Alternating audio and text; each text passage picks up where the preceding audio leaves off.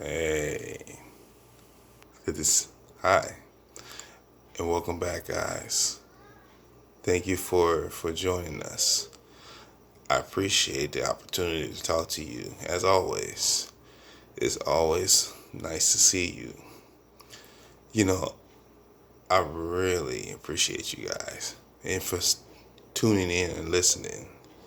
Thank you for allowing me the opportunity to speak to you about daily simple truths of, a piece of advice that is given, that I give out, because I feel like everybody needs to hear on this segment of the simple truth. Now, I know this is like daily talk about daily things that we already know about. Okay, so I know it's not as entertaining in most segments. Some segments is entertainment, but this is just a piece of advice that I like to give. I like giving advice. I think advice is very important for a lot of people. I think some people do need advice, and when you give advice to people, it makes people aware that you understand their situations. A lot of people's situations are different than other people. Like, for example, I wanted to share that had raising a family and having kids and growing up I didn't know what it mean to raise a family.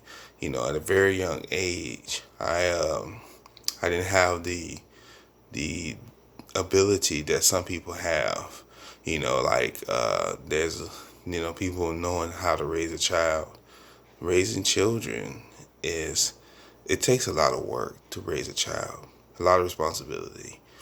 To know what a child is, certain cries are, or to understand why a child cries, or to understand why a child goes into a certain cry and you don't understand what it is. My daughter, my daughter cries, at certain times, and I'm trying to figure out what it is that she's crying for. Now that's the tough part. Understanding how a child cries, it it takes a lot of work, a lot of patience, being consistent with keeping up with her behavior. Growing up, it's easy to raise yourself, but it's not easy raising a child because a child attitude changes and their needs change all the time, and you gotta find out a way to get that child to be able to listen to you and to stay calm at the same time. But it's not an easy job raising a child or children for that matter, especially having a family of your own, because children, they grow and they become much older, and then you got to figure out ways to settle them down. It's not an easy thing because there are books for that, but in your own mind, you got to learn how to apply that knowledge to what a real life situation is when it comes to children, because kids often change their behavior and their attitudes all the time. And then you got to find out a way to settle them down so they won't be unhappy. Now, it takes time to know what a child does. When I say raising a family, I mean like bringing up a family, like providing for a family. That's a big responsibility. Providing for someone, giving someone all your attention day in and day out is a daily walk, you know. And I'm learning that the truth is that it's not a way where you can sit there and be like, oh, I have the answer, because you don't have the answer. If someone say, oh, I know what the answer is, there's no such thing as I know what the answer is, because children's minds are, they go in different directions.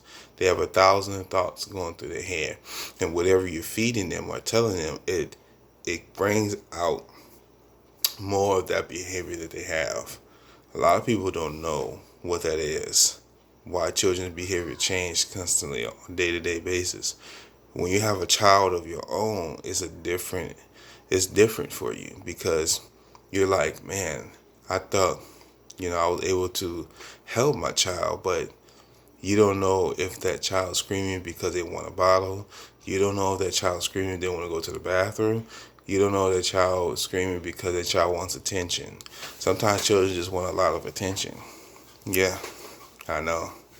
It's a tough scenario, and just because you have a child doesn't mean it's gonna be easy to raise a child of your own. Because when you have children your own, you don't know where to start from or how to speak to the child, but you learn it through practice, practice. When you're practicing and teaching children how to, calm down or how to, listen and understand. But when they're 3, they're not going to understand you because the reason is they're 3. They 3-year-olds. And 3-year-olds, it takes a lot for a 3-year-old to really calm down. My daughter's 3, and she has a hard time calming down. She has a hard time sleeping. And, at times it's like trying to figure out what it is that she needs. When she cries and when she yelling, we gotta understand. But it's hard to understand a child that only understands certain things. At 3 years old, you're not gonna get the child to calm down. It's not gonna happen. You gotta figure out why that child is acting that way, and that child is 3 years old. For me, it's like unfamiliar territory because it's like, wow, she's acting that way. Okay, you can say, oh, okay, baby, okay, it's time to calm. It's time to relax. You have a. It's about your tone. Your tone determines whether the child is going to be quiet or whether the child is going to calm down. Reason why that happens, because you have to look at your tone of voice. Your tone determines that. When you have a tone that's raised, some children don't ears get affected by that tone because you're at a certain tone. They get a fear. Oh, my mom and dad is trying to calm me down. Oh man, if I raise my voice, maybe I'll get a lot of attention. Children have these thoughts. Children are just as they think just like we do.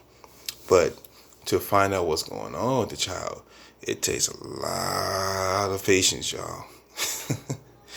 To deal with 3-year-old kids, it takes a lot of patience. To deal with 3-year-olds, take a lot of patience because they're talking and they're understanding the world around them. When they start understanding things, that's when their reactions come out. I didn't know that it takes a lot of discipline yourself to be on their level. You gotta think childlike like them. And the only way to do that is by thinking like a child, which is kind of complicated as an adult because you're an adult, you don't know how to put the pieces together. The way you do that is you figure out what their interests are and what they're into. Once you figure that out, then you can move to the next step, which is finding out what they like to keep their attention. Now, that's the hard part. Keeping a child's attention for a certain amount of hours, 6 or 7 hours, is entertaining the child. It doesn't work like that because you got to find something that constructive for them to be settled. Something that gives them the opportunity to focus on that object and keep them entertained by it. Entertaining a child is never easy because you got to keep narrating, keep talking, keep them storytelling, keep focusing, telling the story. And a lot of parents don't have it easy either.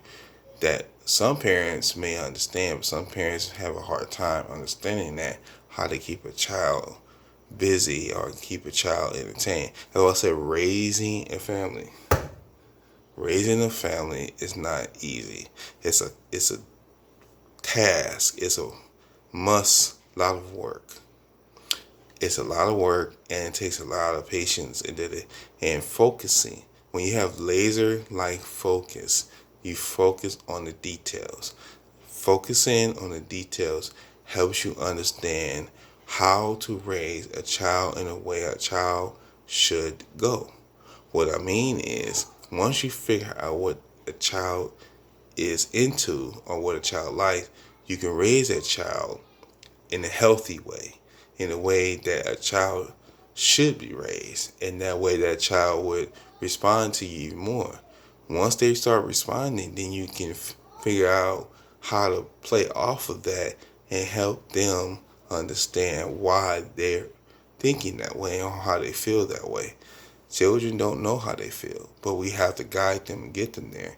It's never going to be easy, but you got to figure out a way. Until next time, see you on the next segment of The Simple Truth. Stay blessed, guys.